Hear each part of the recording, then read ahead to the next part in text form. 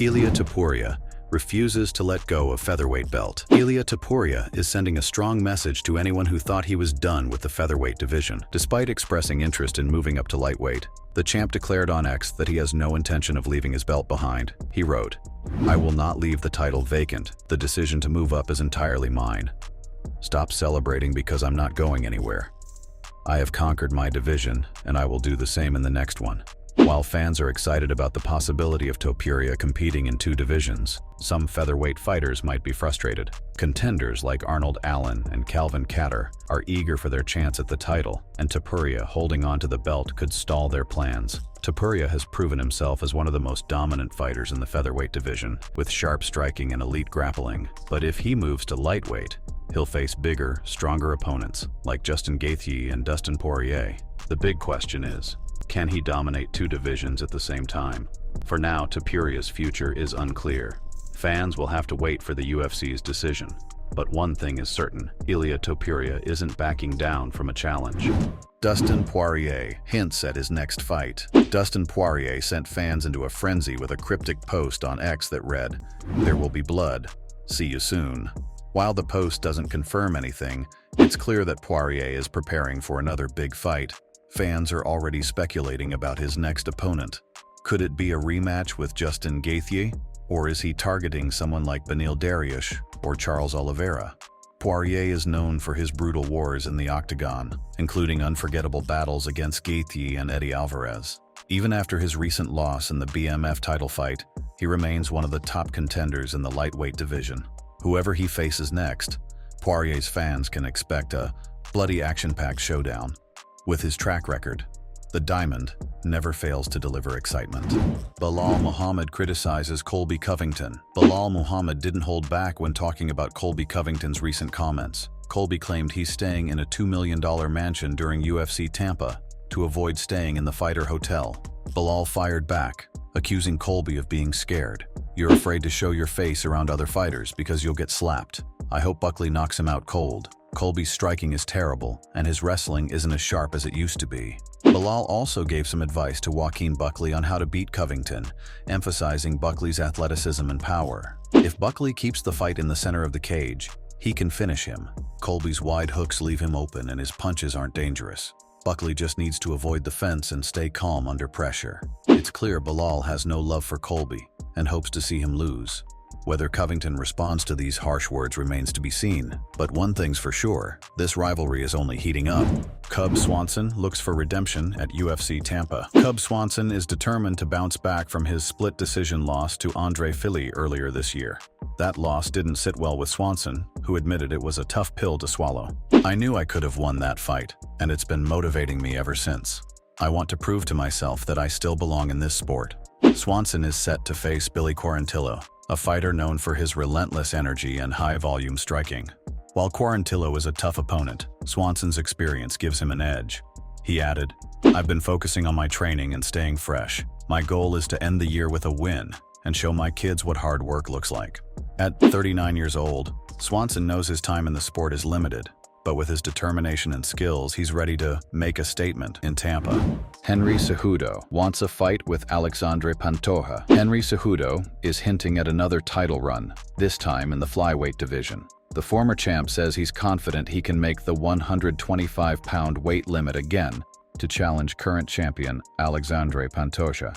In a recent interview, Cejudo said, "I've spoken to Hunter Campbell about it.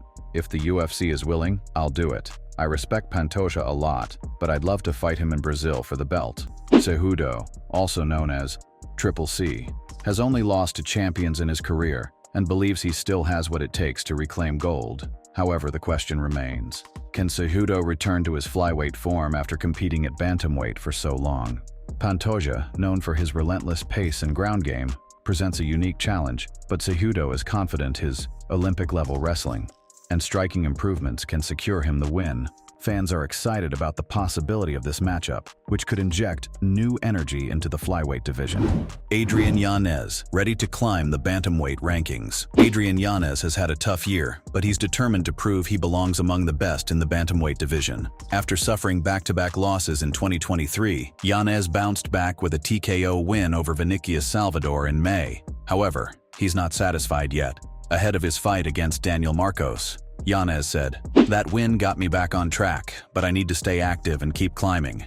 I know I belong in the top 15, and this fight is another step toward proving that." Yanez's striking has earned him a reputation as one of the most exciting fighters in the division, but he admits his previous losses were a wake-up call. "Those losses forced me to confront my weaknesses. They've motivated me to be better in every aspect of my game." His opponent, Daniel Marcos, is an undefeated rising star, making this a high-stakes fight for both competitors. A win for Yanez would re-establish him as a top contender, while a loss could halt his momentum. Chael Sonnen predicts Sean Strickland will fight smarter in rematch. Chael Sonnen believes Sean Strickland has learned from his mistakes and will approach his rematch with Dricus du Plessis differently. Reflecting on their first fight, Sonnen said, "Strickland didn't take the belt seriously when he had it, but losing it made him realize what he lost. I think he'll fight smarter this time. He needs a better game plan and should take du Plessis more seriously." Sonnen also praised du Plessis, calling him one of the most underrated fighters in the division.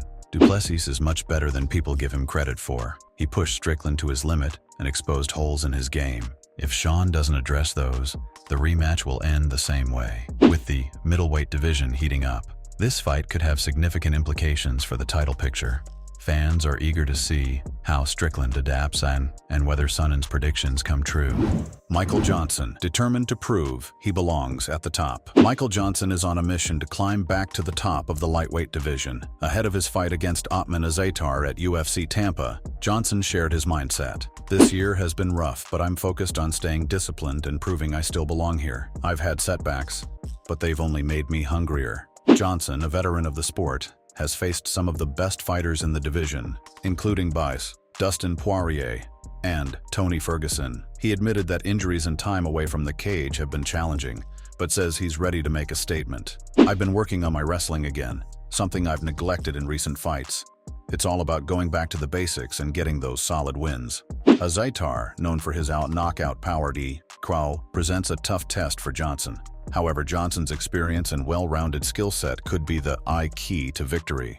A win in Tampa could reignite his career and position him for bigger fights in the future. Sean Strickland's sparring story with Johnny Walker. Sean Strickland recently revealed an interesting story about sparring with Johnny Walker, where he admits Walker may have gotten the better of him. In a post, Strickland shared, "Johnny, I think you won this battle." Strickland later expanded on their interaction, saying, "We were talking after sparring, and Johnny told me about his childhood. He had to work on a property with his family until he was 14 before he could leave. I was like, 'Johnny, that sounds like slavery.' He just laughed and said it made him who he is." While Strickland is known for his unfiltered takes, this moment shows a different side of the middleweight contender. He praised Walker's resilience and work ethic, adding, "Johnny's a unique guy, and I respect where he's come from. He's one of the toughest guys I've trained with." This story has given fans a glimpse into the camaraderie and mutual respect fighters often develop, even when they're competitors.